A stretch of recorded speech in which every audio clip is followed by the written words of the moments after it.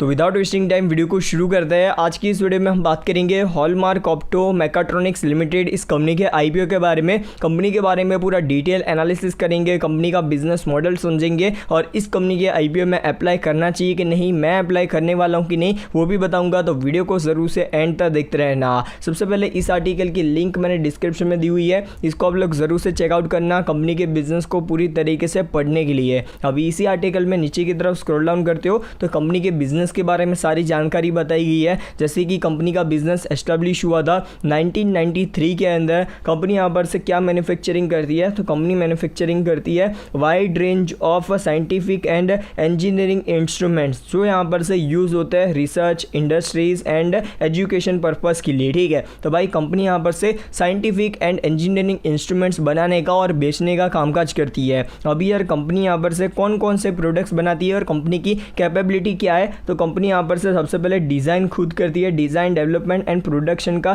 खुद का कामकाज देखने को मिलता है। कंपनी यहाँ पर से इमेजिंग इंस्ट्रूमेंट, मेजरिंग इंस्ट्रूमेंट, उसके बाद spectroscopy and analytical instrument, lab instrument, physical lab instrument, breadboard and table top, उसके बाद opto mechanics, optics, liner and rotational stages, उसके बाद horizontal liner and rotational stages and industrial automation जैसी यहाँ पर और भी यहाँ पर प्रोडक्ट्स को ये कंपनी मैन्युफैक्चरिंग करती है। कंपनी यहाँ पर से प्राउड करती है कि भाई कंपनी इंडियन मार्केट के साथ साथ वर्ल्ड वाइड यहाँ पर से अलग अलग कंट्रीज़ के अंदर अपनी प्रोडक्ट्स को एक्सपोर्ट करती है, तो ये भी एक अच्छी बात है। कंपनी के प्रोडक्ट पोर्टफोलियो में टोटल 800 से भी ज़्यादा प्रोडक्ट्स देखने को मिलती है, जो यहाँ पर से अलग अलग ज़रूरियात को फुलफिल करती है। बाकी इस कंपनी का जो मैन्युफैक्चरिंग फैसिलिटी है वो सिचुएटेड है केरला के अंदर, और ये जो मैन्युफैक्चरिंग फैसिलिटी है वो ऑलमोस्ट 30,000 स्क्वायर फीट के अंदर फैला हुआ है। बाकी इस कंपनी के प्रोडक्ट पोर्टफोलियो देख सकते हो, ये सभी प्रोडक्ट्स ये कंपनी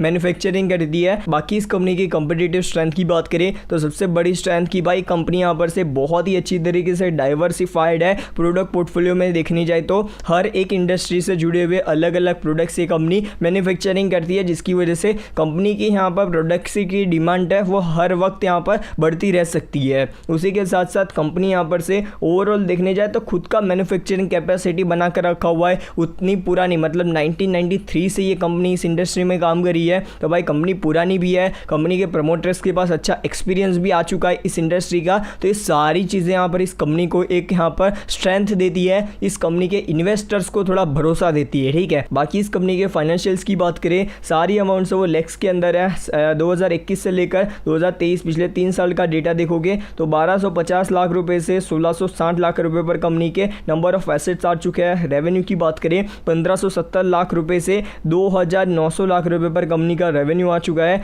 प्रॉफिट यहाँ पर 70 लाख रुपए से ऑलमोस्ट 355-56 लाख रुपए के आसपास कंपनी का प्रॉफिट आ चुका है। कंपनी के प्रॉफिट्स, रेवेन्यू सारी चीज़ें बढ़ी ही है। कंपनी के रिजर्व्स भी यहाँ पर आप लोग देखोगे तो अच्छे खासे अवेलेबल है, 440 लाख रुपए के और 133 लाख रुपए के आसपास कंपनी के ऊपर कर्जा है। बाकी ये कंपनी आईपीओ क्यों लाना चाहती है, तो सबसे पहले कंपनी ने बोला है कि भाई एडिशनल प्लांट एंड मशीनरीज के लिए कंपनी को पैसों की ज़रूरत है। उसके बाद वर्किंग कैपिटल रिक्वायरमेंट के लिए to meet the issue expense and general corporate purpose के लिए कंपनी आईपीओ लेकर आना चाहती है। बाकी इस आईपीओ की बेसिक डिटेल्स की बात करें तो 15 सितंबर से लेकर 20 सितंबर तक आईपीओ चलेगा। एक लॉट के अंदर 40 शेयर्स मिलेंगे। टोटल जो लॉट साइज है वो 3000 शेयर्स का है। टोटल जो इशू साइज है वो यहाँ पर 11.40 करोड़ रुपीज़ का है, जिसमें सारा का सारा फ्रेश इशू है। NSE SME के ऊपर कंपनी लिस्ट होगी और कंपनी के प्रमोटर्स का आप लोग नाम देख ही सकते हो। ठीक है, 50% रिटेल कोटा देखने को मिलता है। इस आईपीओ की टाइम टेबल की बात करें तो 20 सितंबर को आईपीओ क्लोज होगा, 25 सितंबर को अलॉटमेंट डेट है, 26 सितंबर को इनिशियल रिफंड डेट, 27 सितंबर को डिमेट अकाउंट में शेयर्स क्रेडिट हो जाएंगे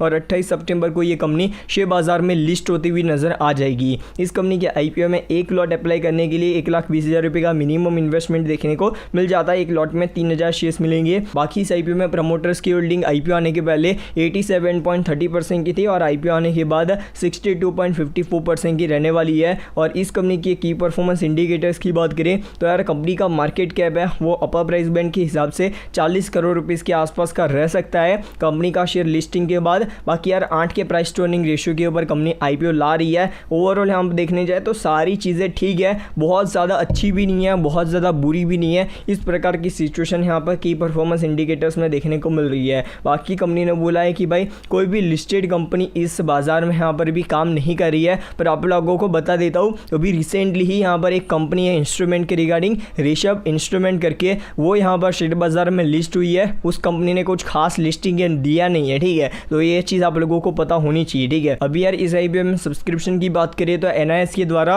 15.35 टाइम का सब्सक्रिप्शन, रिटेलर्स के द्वारा 39.92 टाइम का सब्सक्रिप्शन एंड ओवरऑल इस IPO में 27.88 टाइम का सब्सक्रिप्शन देखने को मिलता है। इस हिसाब से इस IPO में ठीक ठाक रिस्पॉन्स मिला है। अभी यार इस कंपनी के ग्रे मार्केट प्रीमियम की बात करें तो इसके लिए sharemarketexpress.com के ऊपर आओ, मेन्यूज पर क्लिक करके यहाँ से आप लोग किसी भी कंपनी का लाइव ग्रे मार्केट प्रीमियम देख पाओगे। तो यार इस कंपनी का जो ग्रे मार्केट प्रीमियम में है वो यहाँ पर से कोई भी शो नहीं हो रहा है। आप लोग देखोगे तो 0 शो हो रहा है और लिस्टिंग भी कुछ खास मिलने की पॉसिबिलिटीज़ नहीं है। पर जिस प्रकार से कंपनी के IPO में सब्सक्रिप्शन हो रहा है, मेरे को ऐसा लगता है कि इस कंपनी के अंदर 10 से 20% के आसपास इजीली प्रॉफिट मिल सकता है। मतलब आप लोग यहाँ पर 1,20,000 रुपये लगाते हो तो अप्रोक्सीमेट यहाँ पर 20 से 25,000 रुपये के आसपास प्रॉफिट मिलने की पॉसिबिलिटीज़ है। मैं तो आप लोगों को यही सजेस्ट करूँगा, IPO के लिए आप लोगों के पास पैसा है तो आप लोग इस कंपनी के IPO में अप्लाई कर सकते हो। 1,20,000 रुपये का एक लॉट है, ठीक है। तो आप लोगों के पास पैसा अवेलेबल है तो इस IPO में अप्लाई किया जा सकता है और लॉट में मिला तो कुछ ना कुछ अच्छा खासा प्रॉफिट मिलेगा ही, ठीक है। तो ये मेरा ओपिनियन है इस कंपनी के IPO को लेकर।